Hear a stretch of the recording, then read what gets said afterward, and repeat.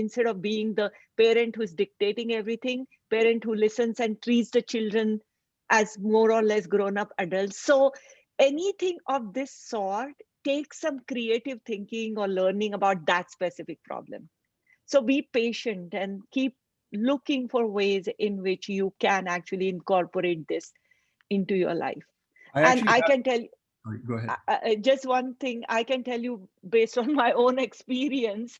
Um, my son used to, like not spend that much time at home, and I used to wait on him when he used to come back home.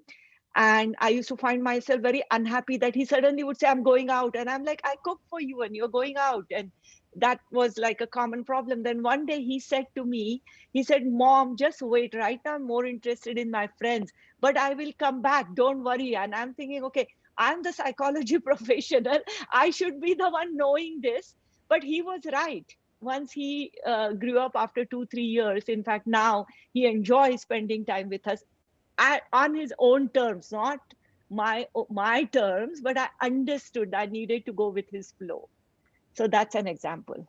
So I wanted to add to that, and I actually have teenage children right now, and I'm going through that, at the most intense level because my son is 16, my daughter is 12. She's actually 12 going on 15, it looks like. Um, so one thing that we did, and this is really because of the pandemic, and some of you guys might have heard me talking about this in other forums, that was a nice creative solution to this. And I'm kind of like, hoping that it lasts for a longer time. It's already worked out pretty well. So we have, maybe next time around, I'll show you a photograph of this, but we have a white board in our breakfast area where we all assemble to eat.